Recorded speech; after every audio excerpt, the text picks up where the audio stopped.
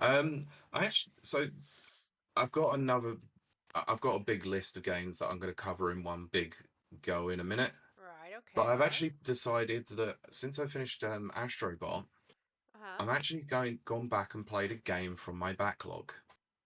And it's a Okay. game that's been sat on my PS5 for a long, long time. And it's a game that I spoke about when it first got announced that I really wanted to play but never got around to. I'm currently about 10 hours through Ghost of Tsushima. Oh, how is it, Pete? I want to know. Oh, it's superb. I Oh, wish I that's would so have played good. this sooner. It's brilliant. Okay. It's so hard to obviously talk about because, well, we're going to talk about a little bit more later on with some news, but Yeah.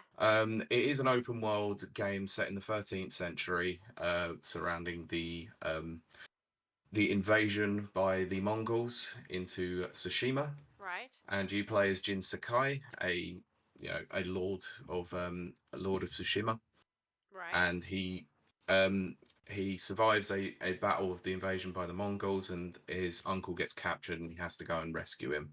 But along the way, that you need to actually go and recruit members to help you infiltrate the Mongol castle that's holding him, basically, or the territory that which they've taken over as their own. Right. So you meet a lot of eclectic characters along the way. They are you have to recruit your forces, and you go along doing various different missions across the vast open world area of Tsushima.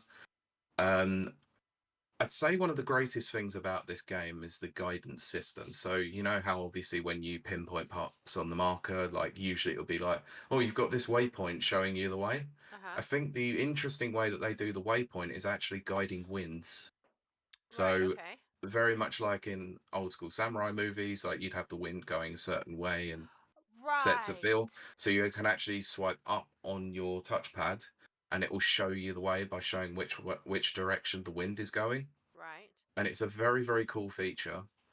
The game is stunning. I mean, the load times of it are utterly ridiculous because literally from main menu into loading the game up, and it's a very large world, Yeah. is several seconds. It's Right, okay. stupidly quick, very quick to get you into the game after you die as well. So it's literally you're dead, and then 2 seconds later you're back in, ready to go. Right. Checkpoint system is surprisingly robust as well. And I'd say one of the best things about this game is it's tough. Even on a normal difficulty, it's very difficult. Right. But the combat is so unbelievably fluid and immersive. It is one of the best feeling combat systems I've actually played in a very long time. And I used to really love Way of the Samurai and on PS2 and PS3 era, and that had a really good combat system. But this absolutely wipes the floor with it. It's just so intuitive. Right. You've got various different techniques that you can use. So you've got both the regular samurai techniques or the ghost techniques, which are more assassin based. Um, so you can either go in stealthy and take people out using stealth tactics, or you can just walk in through the front door and showdown them. So you walk up to someone, it comes up with a prompt, you press up on the D-pad, and it literally you can just stand off against them. Yeah. And it's the old school thing of a samurai movie where you're just facing each other down and waiting for the first person to swing. I like And that. it's really fun. And when you get an upgrade later on, you can start actually taking more out as a result of it. Yeah.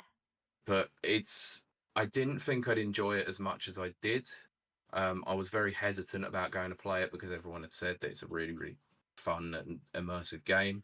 Right. And I worried that I wasn't going to enjoy it, but no, I'm absolutely loving it. I played 4 hours of it yesterday when I had some free time, and I just couldn't put it down. Same throughout the Right. week. I've just been trying to grind through some of it and just haven't been able to put a controller down and just stop playing it. Right. It's That's been good. amazing.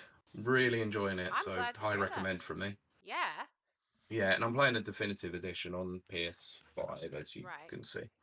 So the director's cut. So after all it's done, I can go into the Iki Island expansion after it as well. Ooh, yeah. Yeah, I mean, it was the first